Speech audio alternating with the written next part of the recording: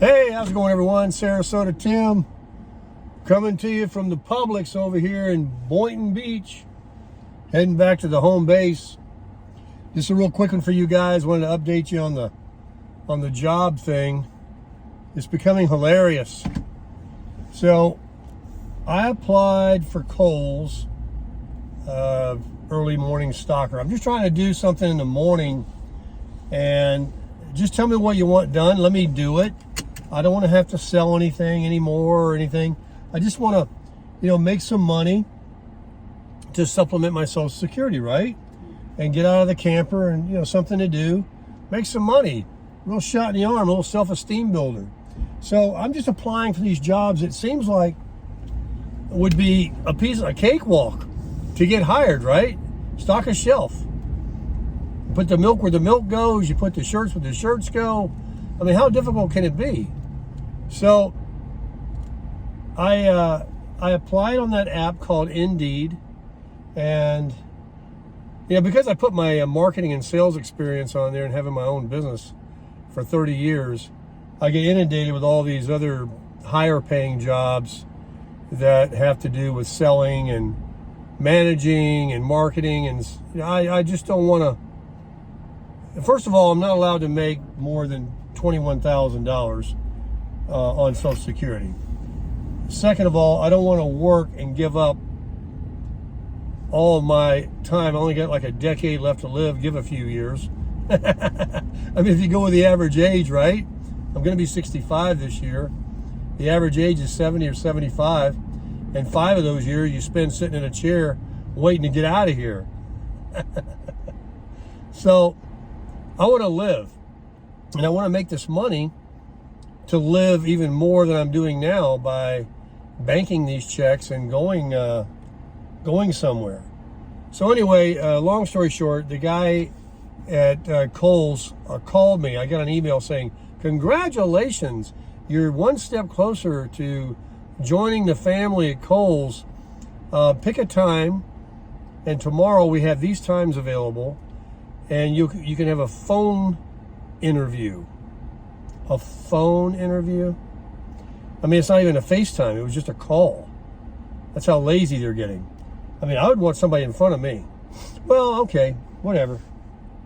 I'm good on the phone anyway. I'm good at talking. Phone, person, doesn't matter. So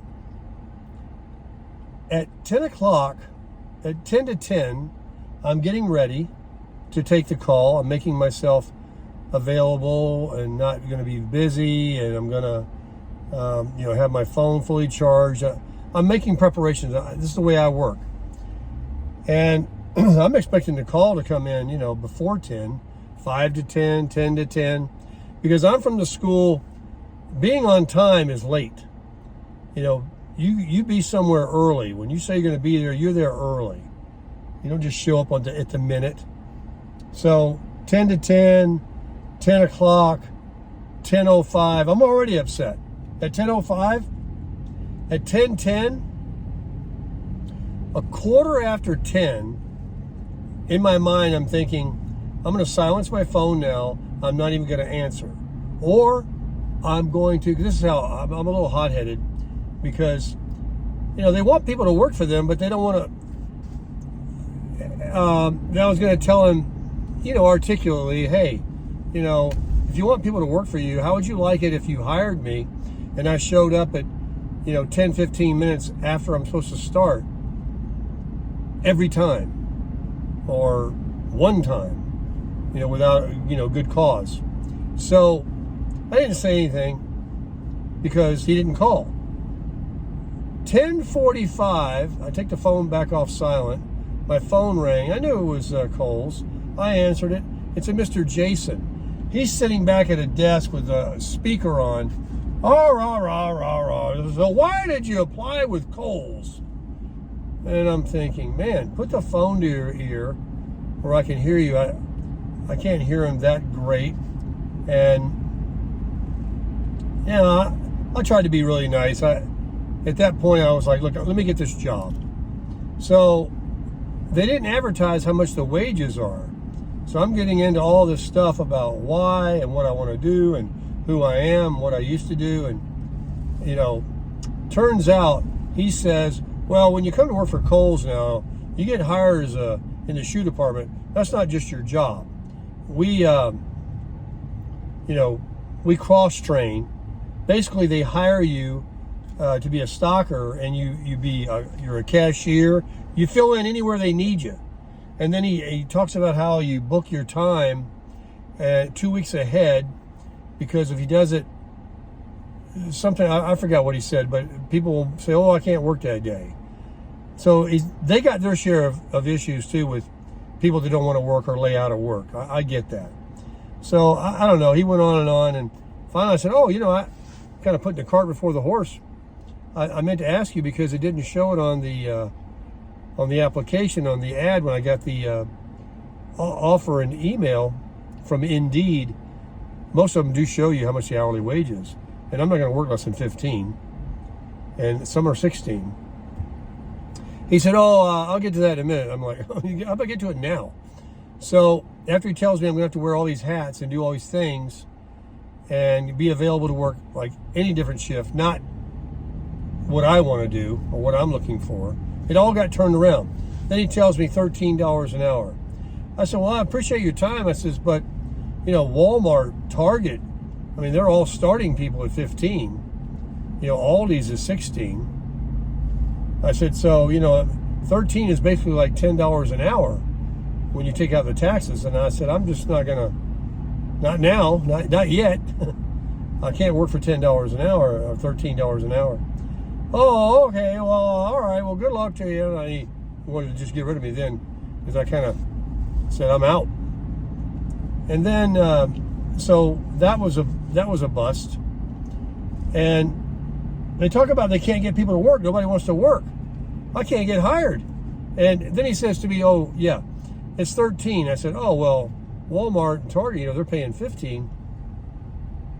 He says, well, Florida is going to go to 15 and, next year or the year after.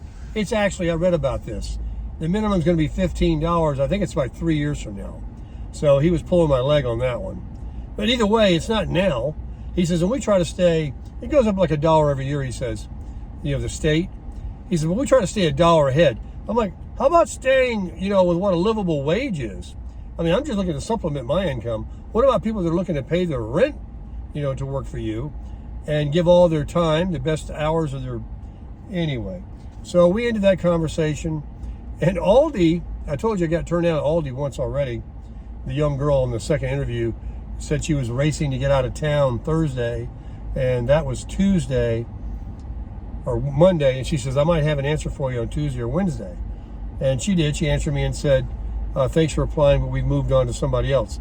I think she was just in a hurry, and that day when she was doing these second interviews, maybe the guy that was before me or the guy after me, was younger, and, I was old enough to be her father, and, she took shine to him. I don't know what it was. Age discrimination. Who knows? Certainly wasn't my ability to pick up a box and stack some milk on the shelf. And I said I'd be there. I get up early anyway. But I got another one tomorrow morning. So it's going to be the same thing. You get there at 7, an hour before they open. They let you in. All these people are standing at the door. They walk you through the freezer.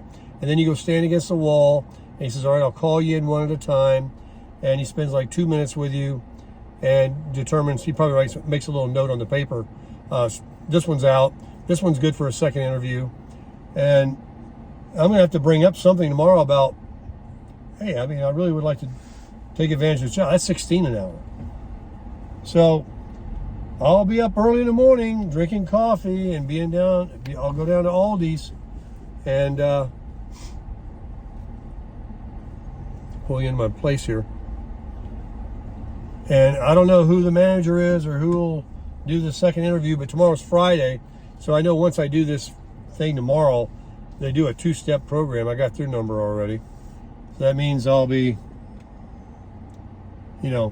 Tuesday or something next week. Congratulations, you made it to a second stage interview. So we'll see what happens. But I got the gig Saturday with Publix, doing, I'm making quesadillas for everybody. If you're hungry, stop by. All right, guys. I got to go into the house now and crush it.